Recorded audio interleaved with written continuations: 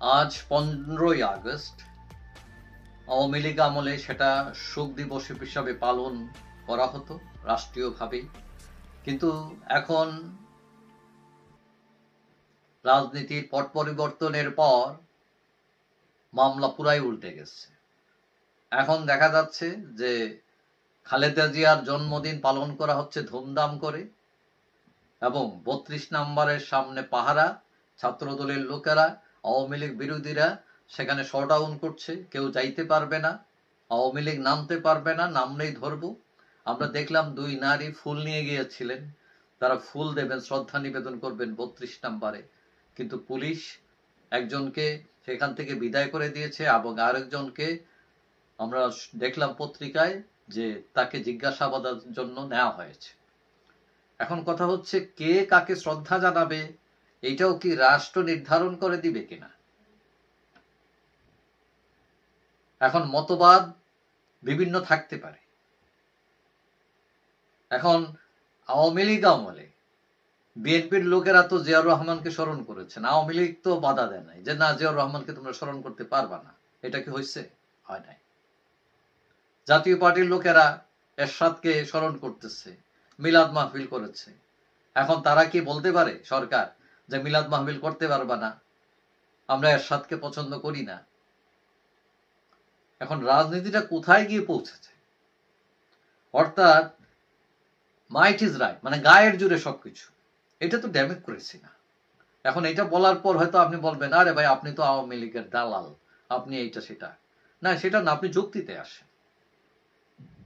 এখন আওয়ামী লীগ দোষ করতে পারে, সেটা অন্য ভিন্ন বিষয়, কিন্তু রাজনীতিতে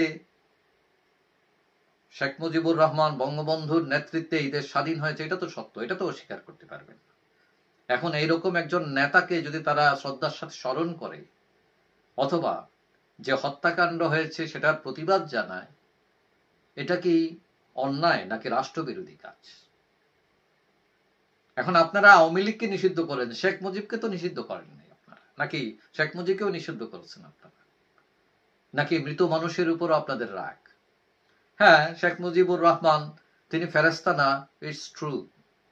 তার রাষ্ট্র পরিচালনায় ভুলভ্রান্তি থাকতে পারে, কোনো মানুষই সমালোচনার ঊর্ধ্বে নয়।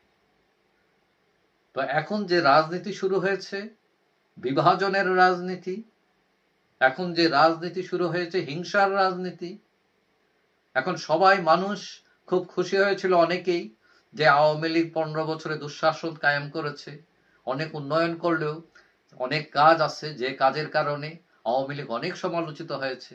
ঠিক আছে, যারা অপরাধ করেছেন বিচারের আওতায় আনেন, কিন্তু একটা লোক মৃত, বঙ্গবন্ধু, তার পরিবারকে মেরে ফেলা হলো, এখন তাদের দোষটা কি? মানে মরেও শান্তি নেই, অবস্থাটা এরকম।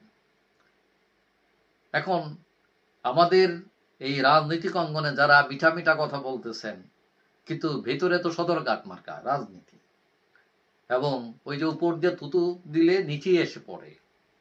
আপনি যদি আরেকজনকে রেসপেক্ট না করেন, সেও আপনাকে রেসপেক্ট করবে না। এখন রাজনীতির এই তালমাতাল অবস্থায় বিপাকে পড়েছে সাধারণ মানুষ। তারা জানে না তাদের ভবিষ্যৎ কি, তারা জানে না কখন নির্বাচন হবে, আদৌ নির্বাচন হবে কিনা, দেশ কোন দিকে যাচ্ছে, সবকিছু মিলিয়ে একটা অস্থির অবস্থা। এখন আওয়ামী লীগ না হয় বাদ, এখন যারা আছেন মাঠে তারা যে একদম মহতি কাজ কারবার করে ফেলতেছেন, আইন শৃঙ্খলা পরিস্থিতি, দেশের উন্নয়ন, বিনিয়োগ, সবকিছু মিলিয়ে একটা অস্থিরতা।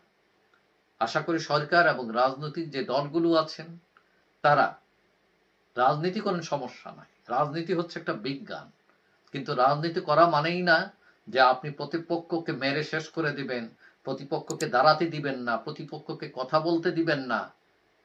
এটা কি গণতন্ত্র, ডেমোক্রেসি? যাই হোক, আশা করি সবাই গণতন্ত্রের পথে হাঁটবেন, কারণ ওই যে বললাম, আপনি যদি উপর দিকে থুতু ফেলেন আপনার গায়ে এসে পড়বে।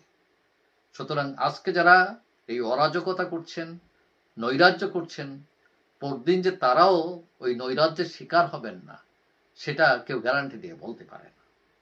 যাই হোক, এইসব কাজ কারবার করে সবচেয়ে বিপাকে পড়ে সাধারণ মানুষ, রাষ্ট্র ক্ষতিগ্রস্ত হয়, গণতন্ত্র ক্ষতিগ্রস্ত হয়। যাই হোক, সবাই ভালো থাকবেন। আশা করি দেখা হবে অন্য কোনো ভিডিওতে ইনশাআল্লাহ।